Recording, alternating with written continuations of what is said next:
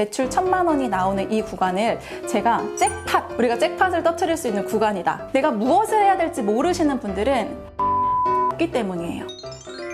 언니 한번 믿어볼래?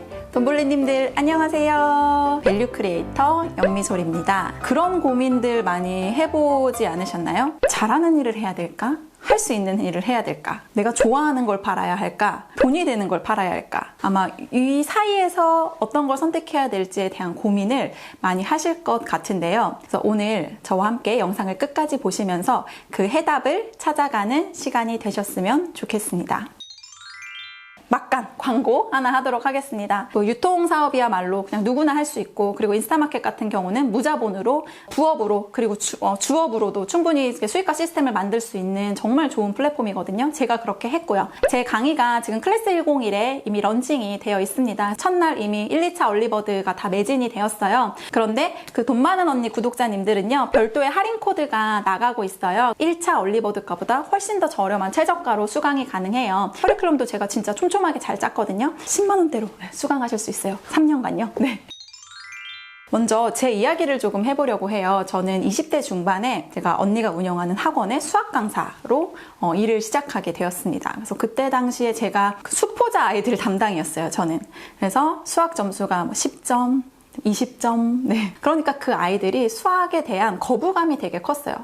수학은 내가 못하는 부분이고, 내가 할 수 없는 부분이고, 근데 수학을 놓고 가려고 하는 아이들이 많은데, 제가 또 누구예요? 제가 돈 많은 언니잖아요. 그때도 제가 예사롭지 않았어요.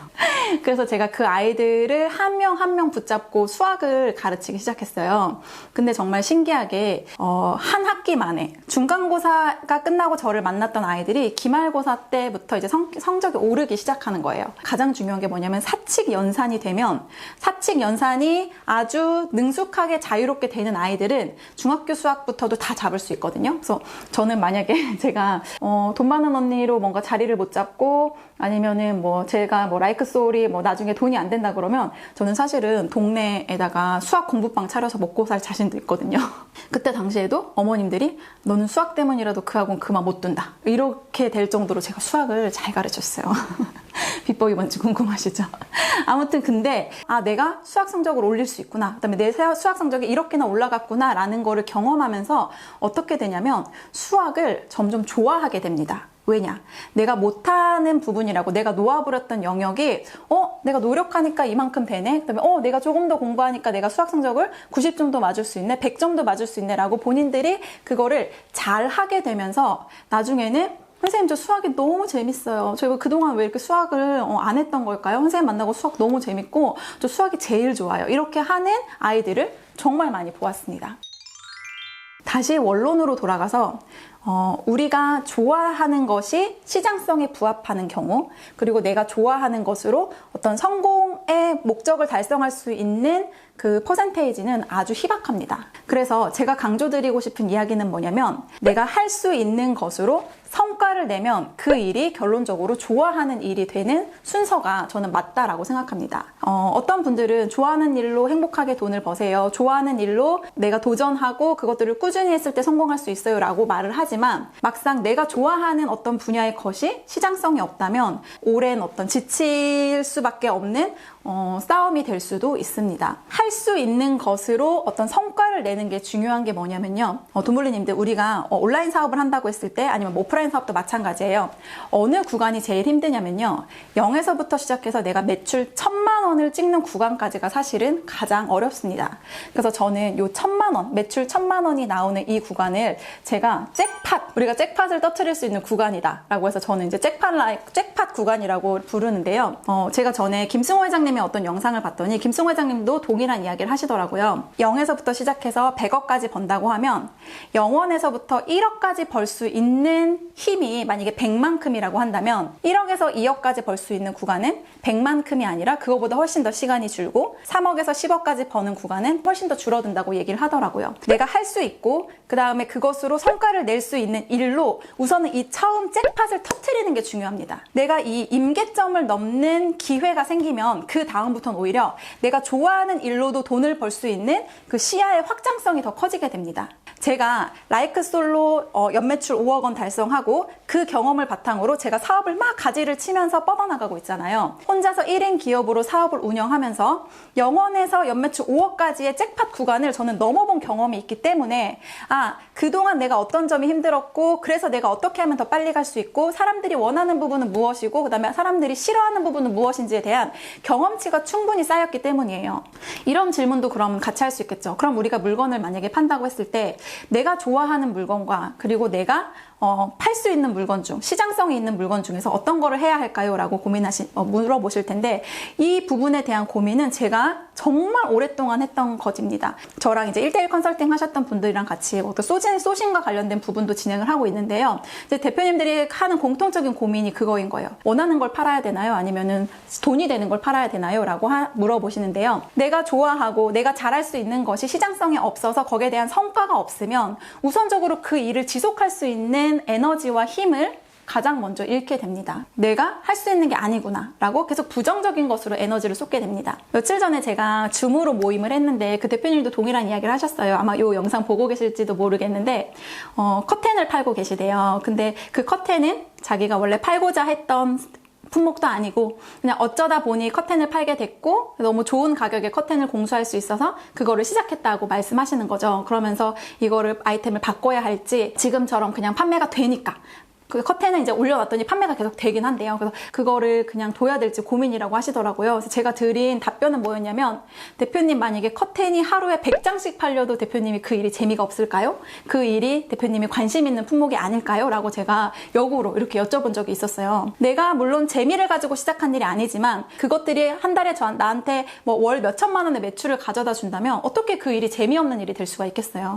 근데 오히려 내가 진짜 좋아하는 아이템 가지고 이거다 하고 시작했는데 하루에 한 개도 팔릴까 말까 그것들을 설득할 수 있는 힘이 없고 그리고 그것들을 좋아하는 시장이 너무 작아서 그들을 설득하는데 시간이 오래 걸린다면 저는 어떤 것을 먼저 해야 할지는 도몰리님들이 더 잘 판단하실 거라고 생각을 합니다.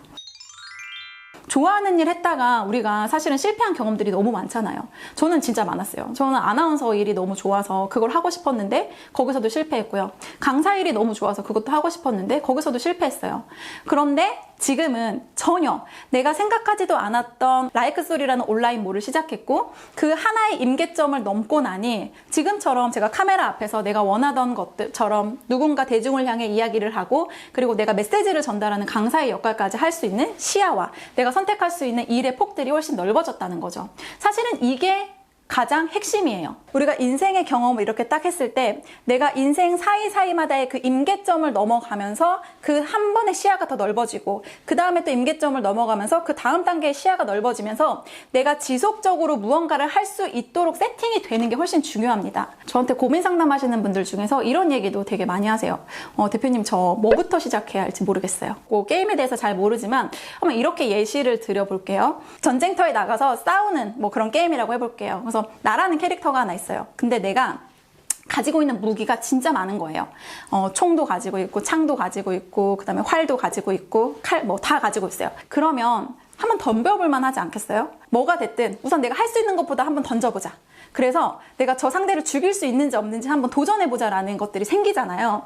근데 만약에 내가 가지고 있는 게 만약에 뭐 활 하나예요? 총 하나예요? 뭐 이렇게 딱 하나라고 한다면 초보의 입장에서 상대에 대해서 잘 모르니까 내가 이거를 어느 시점에서 언제 꺼내서 상대방한테 해야 하는지에 대해서 계속 머뭇거리게 되는 거죠. 내가 무엇을 해야 될지 모르시는 분들은 인풋이 적기 때문이에요.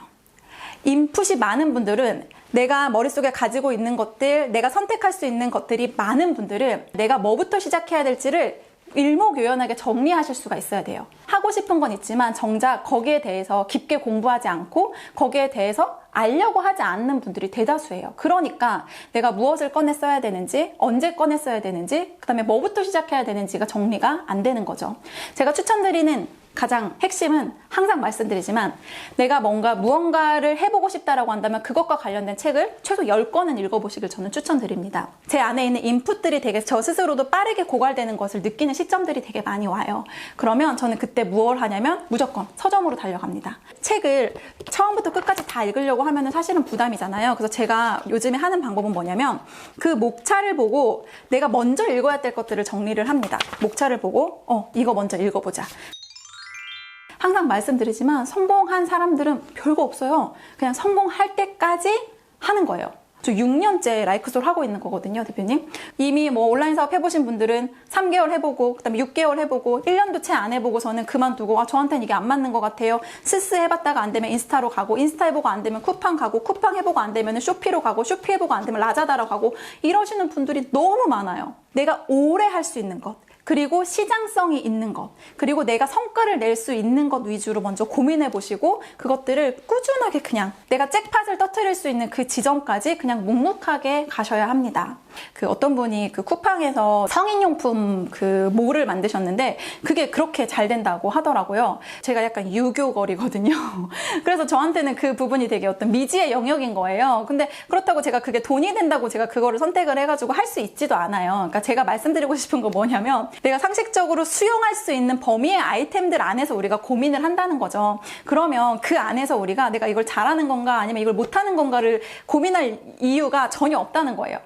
다가갈 수도 없는 것들 안에서 내가 이게 돈이 되나 돈이 안 되나 좋아하나 좋아하지 않나 이것들을 고민하는 게 아니라 어차피 우리가 떠올릴 수 있는 범주의 카테고리들은 우리의 상식 수준 안에서 정해져 있다는 거죠. 우선은 그 가운데서 할 수 있고 시장성이 있는 것들을 찾아가시는 과정을 해보시면 좋을 것 같습니다. 마켓컬리 김슬아 대표님의 강의도 한번 들었는데 그분도 가장 먼저 하는 일들, 스타트업에서 가장 먼저 하는 일들이 과연 이게 시장성이 있는가를 먼저 파악을 하는 게 가장 중요하다고 하더라고요. 그리고 내가 그 일을 오래 할 수 있는 힘이 되는지 그것들을 먼저 체크를 해보시면 어떨까 싶습니다. 그래서 오늘 영상은 이쯤에서 마치도록 할게요. 언니 한번 믿어보자. 안녕.